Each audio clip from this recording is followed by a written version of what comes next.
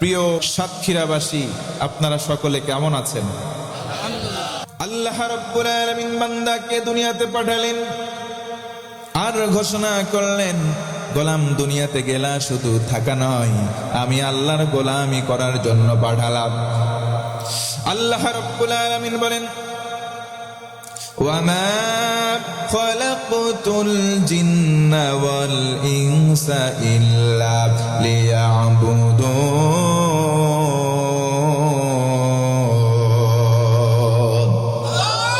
আমার আল্লাহ বলেন, ও গোলাম, জিন জাতি আর মানুষ্য জাতি দুইটা জাতি তোমাদেরকে কেন পাঠালাম, সৃষ্টি করলাম জানো নাকি?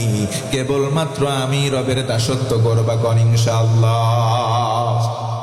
আমরা যদি বলি আল্লাহ তুমি আমাদের রব, তুমি আমাদের সব, আল্লাহ বলেন গোলাম সুম্মাস্তাকামু, যদি কথা বলে টিকে থাকতে পারো, তাতানাজ্জালু আলাইহিমুল মালাইকা, মরণের সময় রহমতের ফেরেশতা পাঠিয়ে দেব।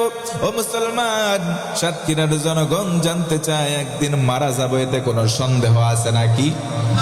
আর জোরে বলেন আছে? কখন মারা যাব কেউ জানি? আল্লাহ বলেন, গোলাম কোন সময় মারা যাবা, ওই যে মৃত্যুর পরোয়ানা আমি আল্লাহ তোমার কাছে পাঠিয়ে দেব। এটা তুমি জ্ঞাত নয়, তুমি জানো না। যিনি মৃত্যুর সময় জানেন তিনি কে? ইযা জাআ আজালুহুম লা ইস্তাখিরুনা সাআতাও ওয়া লা ইস্তাকদিমুন। হয় নাই? জোরে বলেন আল্লাহু আকবার। আল্লাহ রাব্বুল আলামিন বলেন, বান্দারে তোমার যখন মৃত্যুর সময়সীমা ঘনিয়ে আসবে, এক সেকেন্ড তোমাকে ছাড় দেওয়া হবে না, অবকাশ দেওয়া হবে না। এক ধাপ সামনে যাবা বা পেছনের দিকে যাবা, জায়গায় তোমার মরা লাগবে। ওই মৃত্যুর সময় রহমতের ফেরেশতা পাঠাবো। যদি বলো রব আমার কে, একটু জোর গলায় বলা লাগবে আমাদের রবকে। রবকে রব বলার পর যদি টিকে থাকো, ও গোলাম, আল্লাহ বলেন, বান্দারে আমার গোলামেরা শোন, আমি আল্লাহ রহমতের ফেরেশতা পাঠাই, শুধু শেষ করে দেব না। ফেরেশতারা এসে বলবে, ও আল্লাহর বান্দা, লা তাখাফু ওয়া লা তাহজানু, তোমার কোনো চিন্তা নাই, কোনো ভয় নাই। ওয়া আবশিরু বিল জান্নাহ, জান্নাতের শুভ সংবাদ লও, জান্নাতের সংবাদ লও। আমরা যদি প্রশ্ন করি কোন জান্নাত, ফেরেশতারা বলবে, আল্লাতী কুনতুম তুআদুন, ওই জান্নাত যেই জান্নাতের ওয়াদা আলমে আরওয়াহাতে আল্লাহ বান্দাদের সঙ্গে করে রেখেছেন। পড়েন সুবহানাল্লাহ। ও ভাইরা বলেন, আল্লাহর ওয়াদা কি মিথ্যা হতে পারে? আল্লাহর ওয়াদা মিথ্যা নয়। ওয়াদাল্লাহি হাক্কুন, আল্লাহর ওয়াদা সত্য ওয়াদা।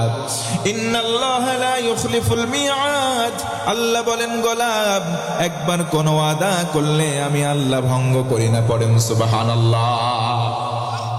কিন্তু দুনিয়ার জমিনে নেতা যখন ভোটে দাঁড়ায়, ভোটে পাওয়ার আগে বলে, আমাকে ভোট দাও, তোমাদেরকে এই দেব, তোমাদেরকে সেই দেব, তোমাদেরকে আমি সব দেব।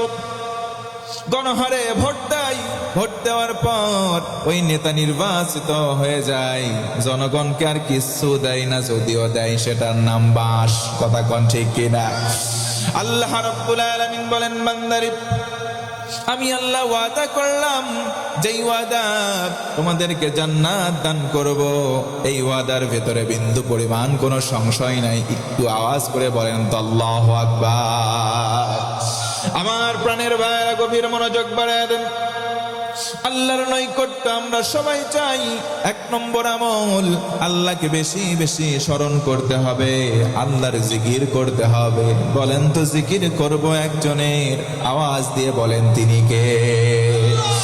আল্লাহর জিকির যদি কোনো গোলাম বারবার করতে থাকে, ফাযকুরুনি আযকুরকুম, আল্লাহ বলেন, বান্দা যদি আমি আল্লাহকে তোমরা বেশি বেশি স্মরণ করো, আমি আল্লাহ তোমাদেরকে ভুলে যাব না, তোমাদেরকে স্মরণ করব। পড়েন সুবহানাল্লাহ। ফাযকুরুনি আযকুরকুম ওয়াশকুরু লি ওয়া লা তাকফুরুন।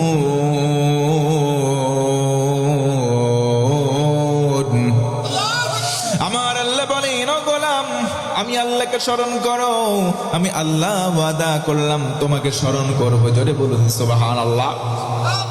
আল্লাহর নৈকট্য অর্জন করতে গেলে 1 নম্বর আমল, বেশি বেশি স্মরণ করব আল্লাহকে, আল্লাহর জিকির করব, সব সময় পড়েন ইনশাআল্লাহ। 2 নম্বর হলো নামাজ আদায়। আল্লাহ বলেন, গোলাম ওয়াসজুদ ওয়াক্তারিব, বান্দারে তুই সিজদা দে, আমি আল্লাহর কাছাকাছি হয়ে যাবি। জোর গলায় আওয়াজ করে বলেন সুবহানাল্লাহ। এই নামাজ মানুষদেরকে অশ্লীল পাপাচার থেকে হেফাজত করে, আমার আল্লাহ ঘোষণা দিয়েছেন। জোর গলায় বলা লাগবে আল্লাহু আকবার। ইন্নাস সালাতা তানহা আনিল ফাহশাই ওয়াল মুনকার। আওয়াজ করে বলা লাগবে আল্লাহু আকবার। আল্লাহ রাব্বুল আলামিন বলেন, নিশ্চয়ই নামাজ, তোমায় যদি নামাজের মতো নামাজ আদায় করতে পারো, আল্লাহ রাব্বুল আলামিন বলেন বান্দারে অশ্লীলতা থেকে নামাজ তোমাকে হেফাজত করবে। ফি জান্নাতি ইয়াতাসাআলুনা আনিল মুজরিমিন মা সালাকাকুম ফি সাকার ক্বালু লাম নাকু মিনাল মুসাল্লিন।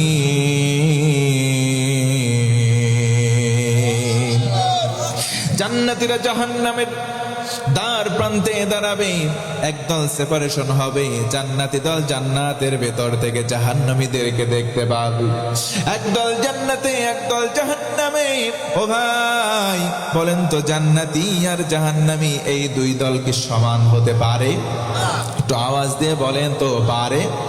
আল্লাহ রাব্বুল আলামিন বলেন, লা ইয়াস্তাবি আসহাবুন নারি ওয়া আসহাবুল জান্নাহ, আসহাবুল জান্নাতি হুমুল ফাইজুন।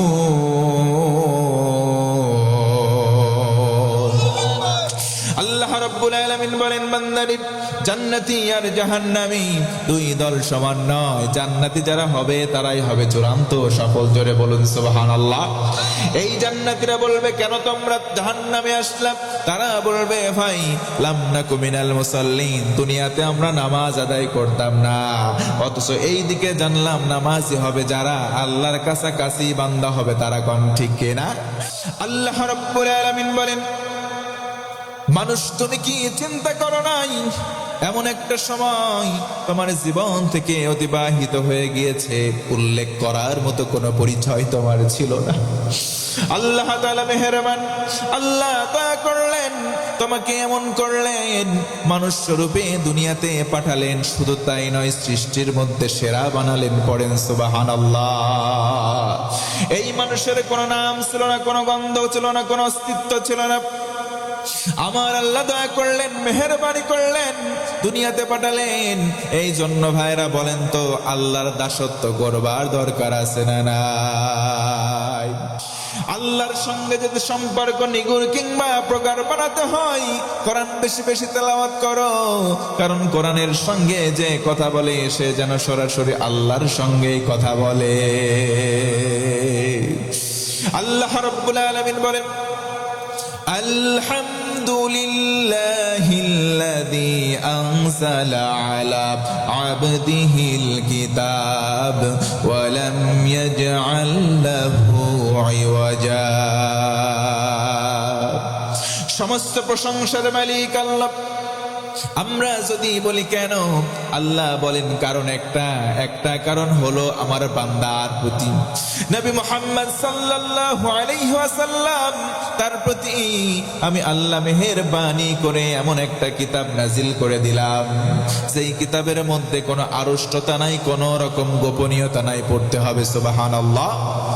কোরআন আল কারীম নাজিল করার পর আল্লাহ তাআলা ঘোষণা দিলেন, ও হাবিব আপনি চিন্তা করবেন না, এই কোরআন আপনার ভাগ্য নষ্ট করে দেবে না, কোরআন আপনার ভাগ্যকে সুমহান বানিয়ে দেবে। তাহা মা আনজালনা আলাইকাল কুরআনা লিতাশকা। আল্লাহর নবী এই জন্য বলেন, খায়রুকুম মান তাআল্লামাল কুরআন ওয়া আল্লামা। কোরআন যারা শেখে, কোরআন যারা মানুষদেরকে শেখায়, তারা হলো এই দুনিয়ার ভেতরে সব চাইতে ভিআইপি। জোর গলায় বলুন সুবহানাল্লাহ। নবীজি আমার আরো বলেন, তাআল্লামুল ফারাইদ ওয়াল কুরআন ওয়া আল্লিমুহান নাস ফাইন্নী মাকবুজ। শোনো শোনো আমার উম্মতেরা শোনো, আমি নবী একদিন কবজ হয়ে যাব, আমি নবী একদিন থাকব না। অতএব তোমরা কোরআন এবং ফারায়েজের শিক্ষা নিজেরা গ্রহণ করো। তোমরা শিক্ষা অর্জনের পাশাপাশি অন্যদেরকে শিক্ষা প্রদান করো। পড়েন সুবহানাল্লাহ। আফদালুল ইবাদাতি তিলাওয়াতুল কুরআন। নবীজি বলেন, শোনো, সবচাইতে দামি ইবাদত হলো কি? সেটা হলো কোরআনের তেলাওয়াত। মুসলমান আওয়াজ করে বলেন তো আল্লাহু আকবার। আমার নবীজি বলেন, শোনো, আল কুরআন হুজ্জাতুল লাকা ওয়া আলাইক। কোরআন তোমার পক্ষে না হয় কোরআন তোমার বিপক্ষে দাঁড়াবে। অতএব কোরআন বেশি বেশি পাঠ করার মাধ্যমে আল্লাহর নৈকট্য অর্জন করার দরকার আছে না নাই? এই কোরআনুল কারীম নবীর ভাষাই হলো কিয়ামতের আগে যখন মানুষ কবরের মধ্যে চলে যাবে, কবরের মধ্যে রাখা হবে, কে যেন চলে আসবে। যখন ফেরেশতা প্রশ্ন করার জন্য চলে আসবে, একজন মানব আকৃতি হয়ে দাঁড়াবে, বলবে, এই বান্দাকে কোনো প্রশ্ন করতে পারবে না। ফেরেশতা বলবে, তুমি কি? ওই ব্যক্তি বলবে, আমি হলাম এই মাইয়াতের তেলাওয়াতে কোরআন, কোরআন তেলাওয়াত যে করেছে আমি হলাম তার কোরআনের তেলাওয়াত। কোন সুবহানাল্লাহ। এই জন্য কোরআন তেলাওয়াতের দরকার কম না বেশি? নবীজি বলেন, শোনো, মান ক্বারা হারফাম মিন কিতাবিল্লাহ, কিতাব থেকে একটা হরফ তেলাওয়াত করলে হাদিসে উল্লেখ করেন কমপক্ষে একটা নেকি। নবীজি বলেন, 10 আমসাল, কমপক্ষে 10 গুণ। আল্লাহ রাব্বুল আলামিন দয়া করে এক নেকিকে 10টা করবে। তার মানে এক হরফ তেলাওয়াত করলে সঙ্গে সঙ্গে 10টা করে নেকি লিখে দেওয়া হয়। কোন সুবহানাল্লাহ। আল্লাহর সঙ্গে মহব্বত, নবীর সঙ্গে ও মহব্বত বাড়ানোর দরকার বলেন তো মুসলমান আছে না নাই?